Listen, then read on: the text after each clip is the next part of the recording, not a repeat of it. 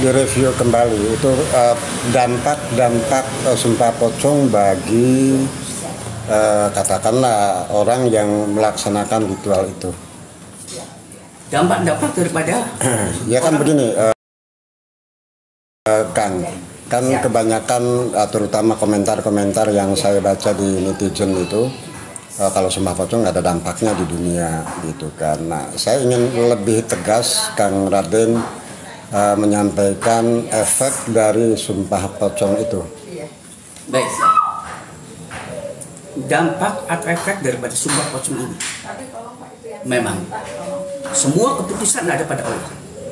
Akan tetapi kebanyakan yang sudah melaksanakan sumpah pocong ini azab atau efeknya itu bukan hanya di akhirat. Kalau di akhirat barangkali tidak ada yang tahu si dia kena efek apa. Akan tetapi insya Allah efeknya sesegera mungkin azab yang teramat pedih yang di dunia ini dan akan bisa disaksikan oleh halayak umum. Insya Allah sesegera mungkin. Ya, Ustaz, Kang, saya ingin sampel yang paling konkret, misalnya efek dari sumpah pocong bagi pelanggar. Pelanggar terhadap perjanjian itu gimana, Kang? Lebih konkretnya. Ya begini. Kadangkala memang kalau kita berbicara efek atau akibat dari sumpah pocong, misalnya dengan nantinya istilahnya ketiban apes atau belayang kayak begana begini apa, itu memang urusan Allah. Kalau kita langsung berbicara begitunya, berarti kita ini uzubriyah takabur mendahului keresahan Allah. Akan tetapi ya itulah efek daripada sumpah pocong ini. Ini efeknya bukan hanya di akhirat, akan tetapi sesegera mungkin di alam dunia, sesegera mungkin netizen akan menyaksikan.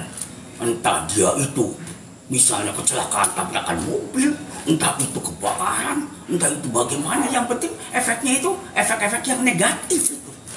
Karena ucapannya sendiri bukan daripada Allah yang langsung menginikan memberikan ini, akan tetapi sebetulnya ucapan dia sendiri.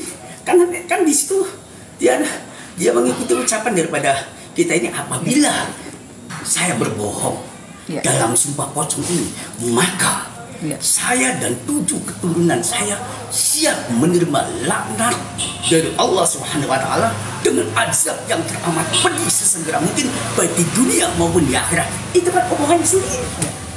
Oke, Kang, misalnya begini, keterkaitan sumpah pocong ini melibatkan 2 orang. Apakah 2 orang itu memang harus disumpah secara bersama-sama atau bagaimana, Kang? Sebetulnya kalau sumpah pocong itu harus kedua belah pihak harus hadir semua itu. Harus hadir semua. Akan tetapi kalau misalnya hanya satu pihak yang hadir, kita juga akan kita laksanakan, nggak jadi masalah. Berarti yang hadir ini berarti benar-benar dia itu berani untuk mengungkapkan kebenaran ini.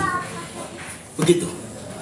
Kang, bisa diceritakan proses ritual sumpah pocong secara sempurna dari awal hingga akhir? Pertama, si objek suruh mandi dulu, mandi air kembang. Setelah mandi air kembang, air sabun, mandi, ngambil air wudhu. Setelah itu kita kain mori ini, kain putih, kain kafan ini, kita gelar di situ, dan kemudian si objek ini setelah kita kasih bumbu mayit namanya. Bumbu mayit ini terdiri dari ada kembang, ada bubuk cendana dan lain sebagainya, ada daun-daun pandan apa gitu. Setelah itu si objek ini kita bungkus dengan kain kafan atau kain mori ini. Setelah itu hanya bagian muka barangkali yang ini. Oh, pokoknya kayak pocong ya? Kayak pocong aja. Kita pocong, ditaliin semua, dipocong aja, dipocong, begitu.